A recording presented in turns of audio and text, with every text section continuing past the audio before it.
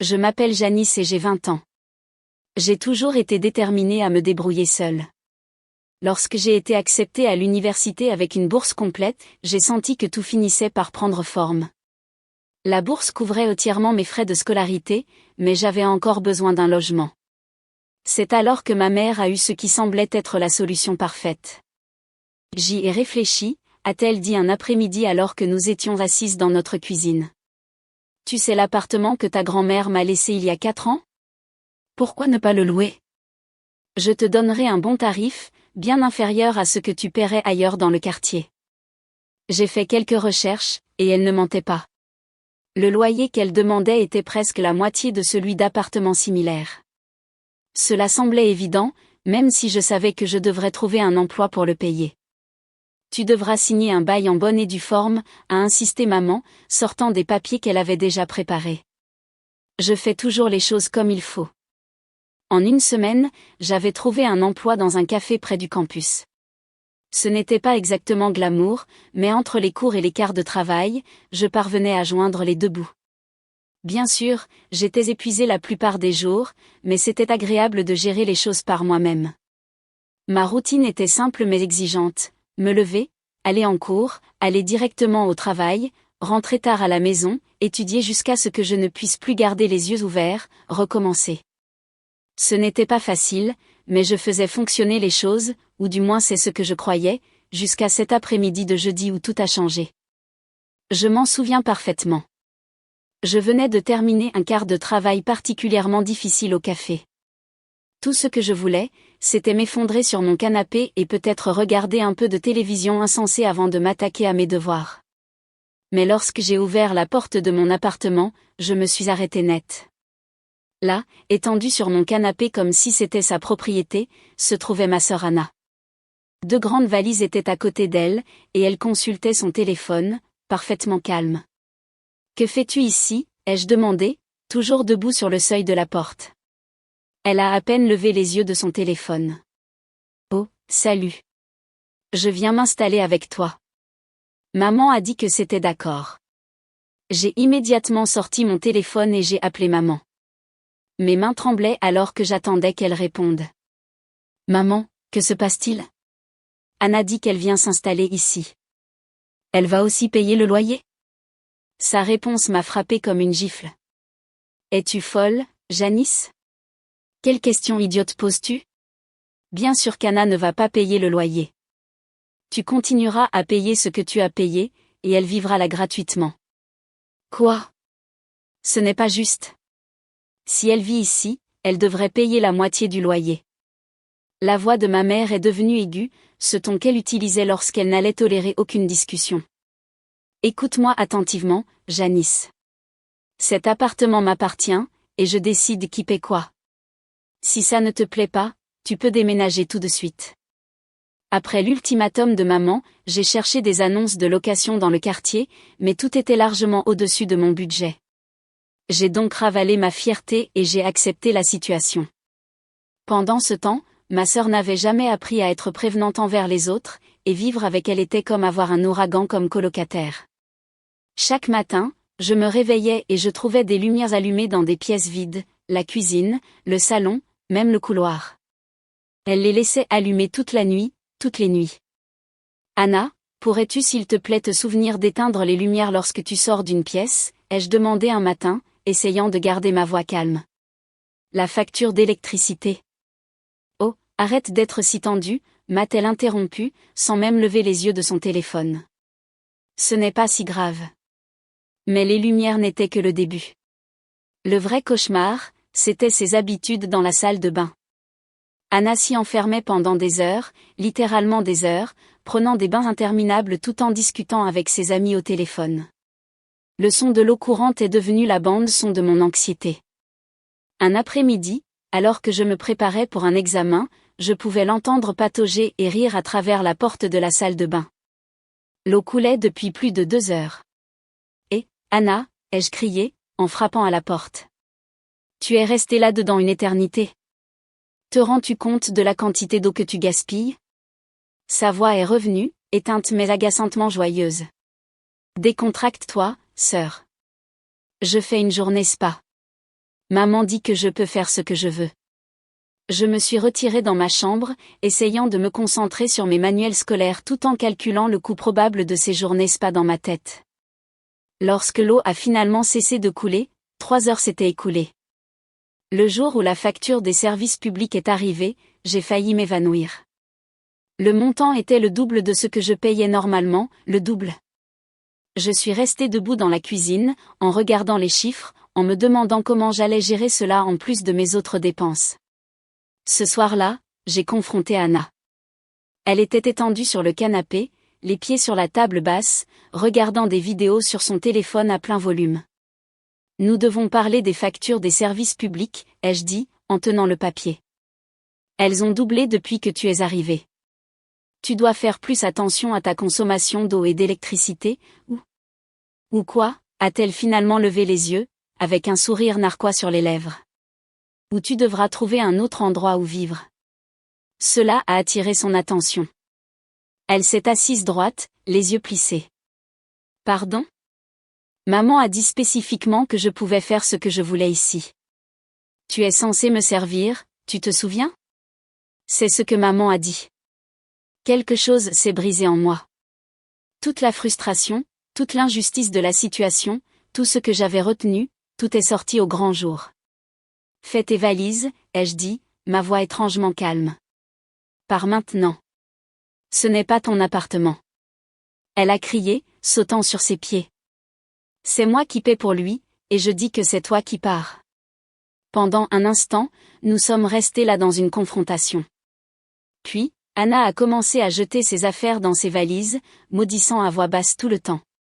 Elle a claqué les tiroirs, a jeté des choses et a fait autant de bruit que possible pendant qu'elle faisait ses bagages. Finalement, elle a traîné ses valises jusqu'à la porte, s'est retournée vers moi une dernière fois et a craché « Tu vas le regretter ». Puis, elle est sortie furieuse, claquant la porte avec une telle force que les fenêtres ont tremblé. Je venais à peine de reprendre mon souffle que mon téléphone a commencé à sonner. Le nom de maman est apparu à l'écran. Je savais que cela allait arriver, mais ma main tremblait encore pendant que je répondais.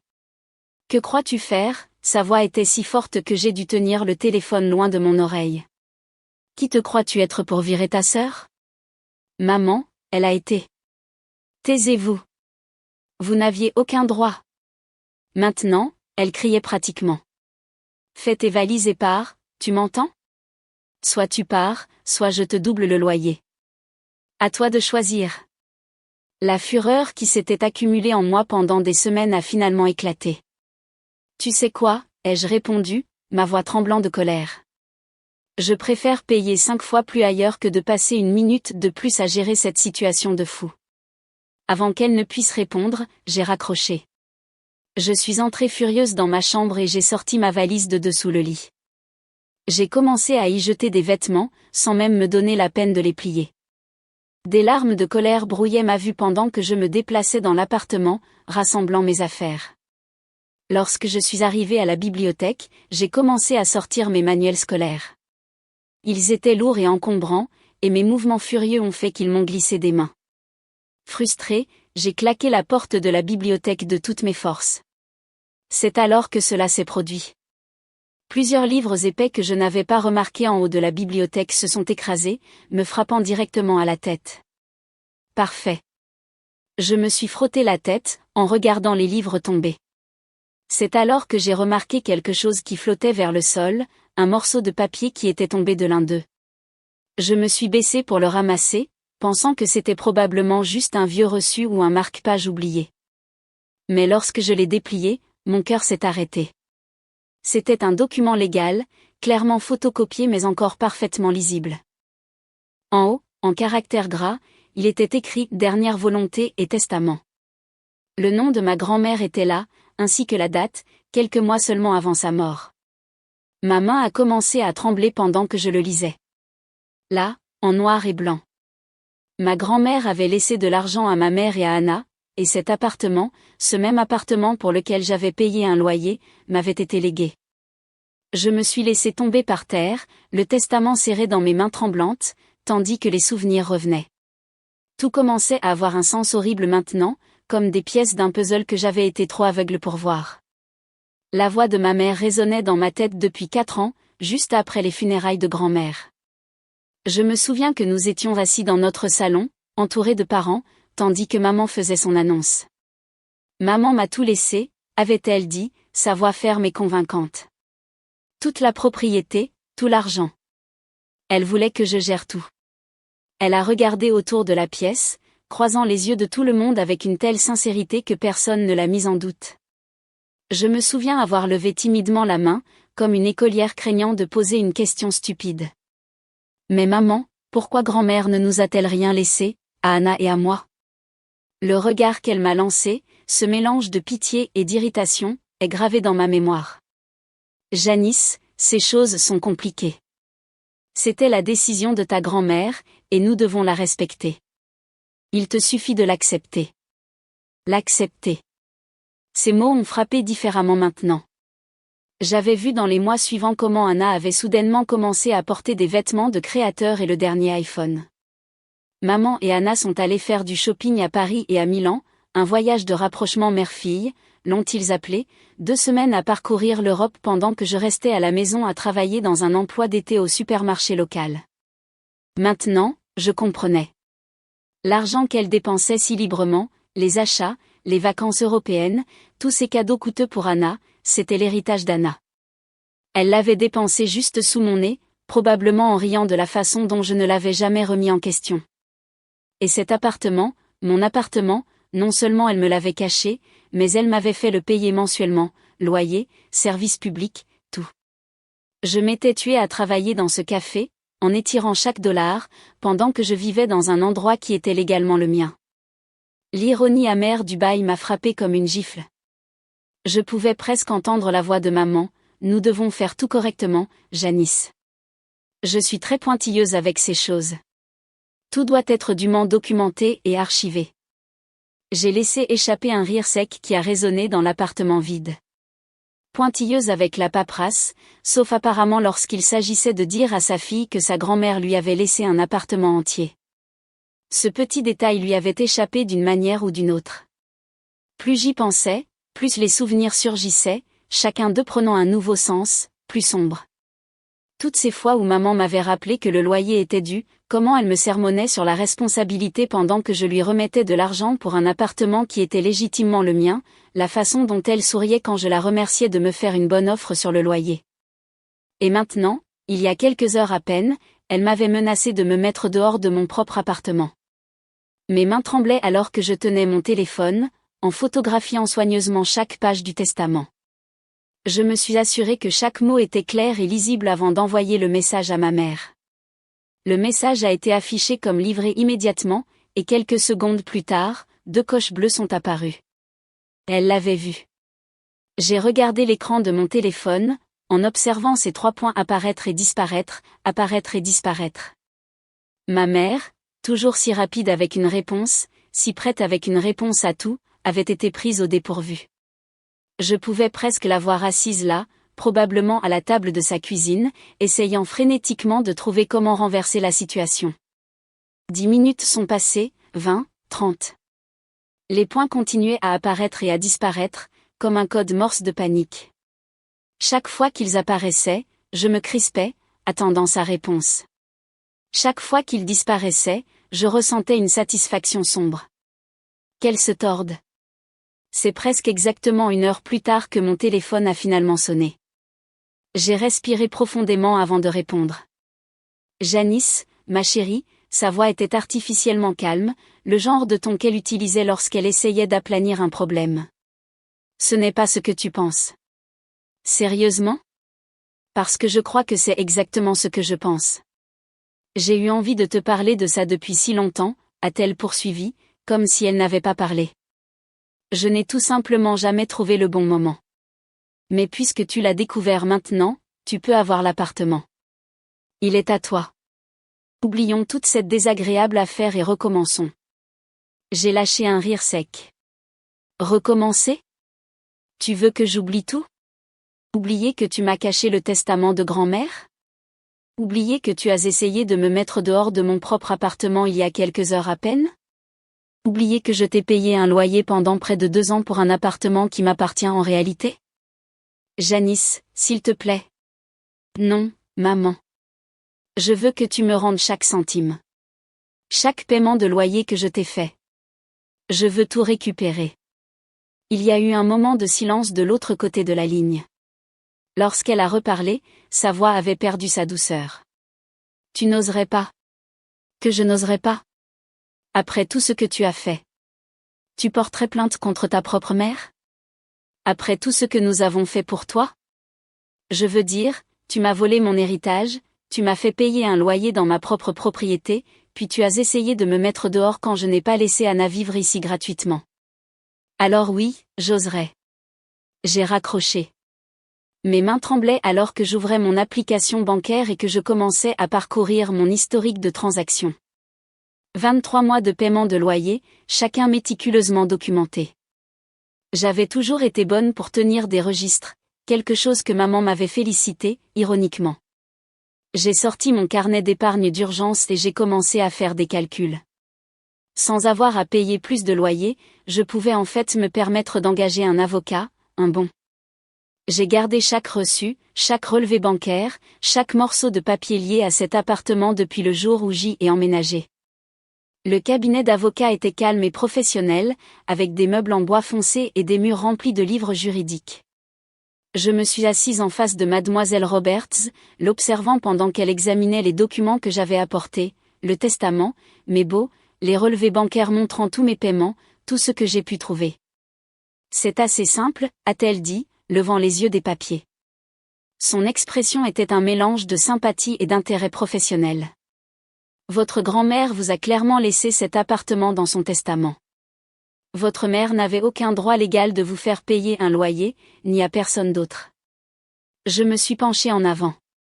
Alors, que puis-je faire?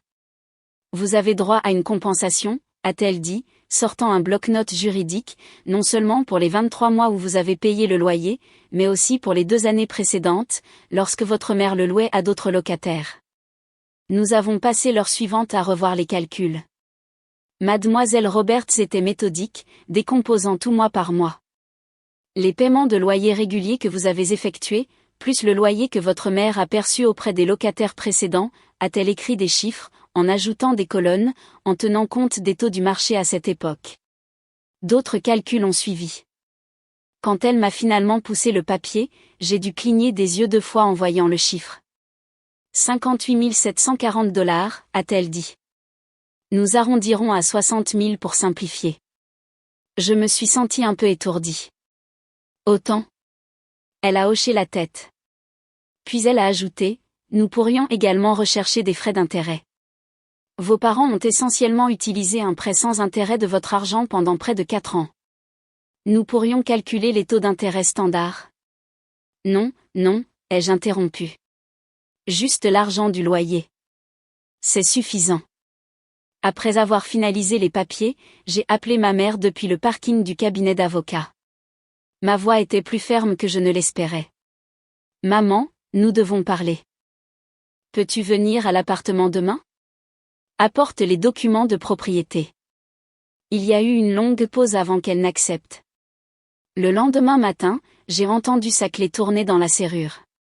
Elle est entrée nerveuse, tenant une enveloppe manila. J'ai apporté les documents de propriété, a-t-elle dit, essayant de sourire. Tout est là pour transférer l'appartement à ton nom. Je les ai déjà préparés. Elle a étendu les documents sur la table de la cuisine, la même table où elle m'avait fait signer ce bail il y a tant de mois. L'ironie ne m'a pas échappé. Janice, ma chérie, a-t-elle dit doucement, en me poussant les papiers. Je sais que j'ai commis une terrible erreur. Je te demande pardon. S'il te plaît, ne sois pas en colère contre moi. Nous pouvons laisser cela derrière nous et... Je l'ai interrompu en faisant glisser un autre document sur la table, la lettre de mise en demeure que mon avocate avait préparée. Tu as 2 semaines pour me rendre les 60 000 $ que tu m'as pris.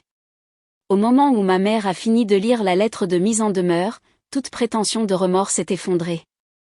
Elle s'est levée de sa chaise avec une telle force qu'elle s'est effondrée au sol, et alors les cris ont commencé. Petite sorcière ingrate, a-t-elle crié. Comment oses-tu me faire ça à ta propre mère?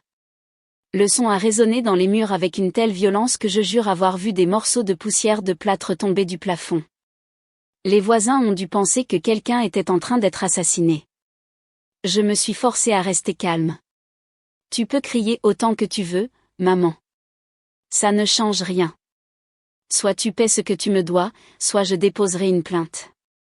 Pense Y, accusation de fraude, honoraires d'avocat, ta réputation dans la communauté. À toi de choisir. Elle est sortie furieuse de l'appartement, claquant la porte avec une telle force que les photos ont tremblé sur les murs. Je pouvais l'entendre piétiner dans le couloir, en criant encore. J'ai pensé que ce serait la fin de la journée. Je me suis trompée. Les appels ont commencé à arriver dans l'heure qui a suivi. D'abord, c'était mon père. Comment as-tu pu nous faire ça, a-t-il exigé. Après tout ce que nous avons fait pour toi, tu es une fille ingrate et sans scrupules. J'ai lâché un rire amer. Ingrate et sans scrupules ? C'est le comble venant de parents qui ont trompé leur fille pour lui faire payer le loyer d'un appartement qui était à elle. Où était ta conscience quand tu encaissais mes chèques de loyer chaque mois ? Il a balbutié quelque chose sur la loyauté familiale, mais j'ai raccroché. Puis, il y a eu Anna. Tu vas tout gâcher, a-t-elle gémi. Si maman et papa doivent te payer tout cet argent, ils ne pourront pas payer mes études. Est-ce ce que tu veux ? Détruire mon avenir ? Ton avenir n'est pas mon problème, Anna. Peut-être pourrais-tu essayer ce que j'ai fait, trouver un emploi, travailler dur, économiser de l'argent. Concept nouveau, je sais. Les appels ont continué à arriver. Maman alternait entre cris et pleurs, papa sermonnait sur le devoir et le respect familial, Anna me faisait culpabiliser et me manipulait. Elle se relayait pour m'attaquer en équipe du matin au soir. Parfois, elles appelaient de différents téléphones lorsque je bloquais leur numéro. Après une semaine de cela, mon père a appelé sur un ton différent. Nous avons besoin de plus de temps, a-t-il dit, sa voix lourde. Peux-tu nous donner un mois au lieu de 2 semaines ? J'y ai réfléchi. L'avocate m'avait conseillé qu'un mois restait raisonnable. D'accord. 1 mois. Pas un jour de plus. Les 4 semaines suivantes ont été calmes, étrangement calmes. Plus d'appels, plus de culpabilisation, plus de cris. J'ai presque commencé à m'inquiéter qu'elle ne planifiait quelque chose.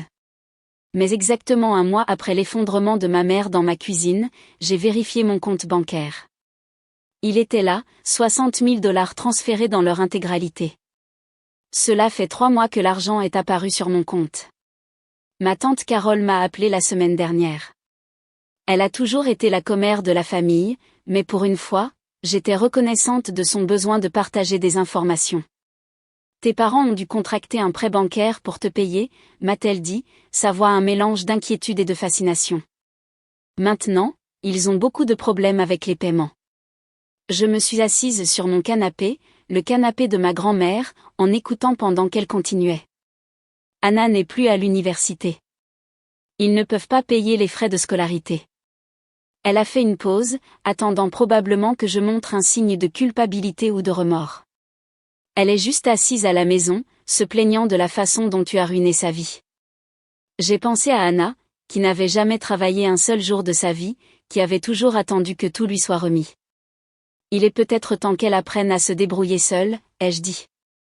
C'est alors qu'un souvenir m'a frappé, si clair qu'il ressemblait à regarder un film. Le jour de la lecture du testament.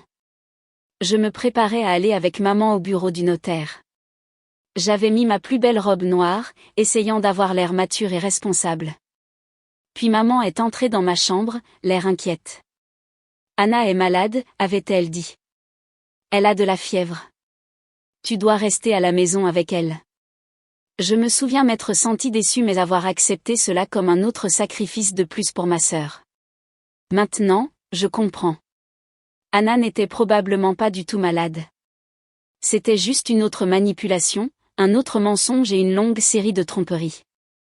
La question qui me tient éveillée la nuit n'est pas pourquoi ma mère a volé mon héritage. Je comprends la cupidité. Ce que je ne comprends pas, c'est comment elle s'en est sortie si facilement. J'ai posé des questions à tante Carole sur le notaire, et elle n'en savait pas beaucoup, mais sa théorie est plausible. Le notaire a probablement simplement pris la parole de ma mère pour dire qu'elle partagerait le testament avec la famille. Peut-être que maman a même apporté une pile de documents, faisant semblant de tout emporter à la maison pour nous le montrer. Le pire, c'est combien de petits moments se sentent maintenant contaminés. Chaque fois que maman me félicitait pour ma responsabilité en matière d'argent, riait-elle intérieurement? Quand elle a insisté sur ce bail officiel, était-elle fière de son astuce? Est-ce qu'elle et papa ont discuté de leur tromperie pendant le dîner? Se sont-ils félicités mutuellement pour leur plan parfait? Je vis toujours dans l'appartement de grand-mère, mon appartement. L'endroit se sent différent maintenant que je ne paie plus de loyer pour quelque chose que je possédais déjà. J'ai commencé à économiser l'argent que j'avais l'habitude de donner à maman chaque mois. Parfois, je regarde mon compte bancaire et je souris, en pensant à quel point les choses sont différentes maintenant.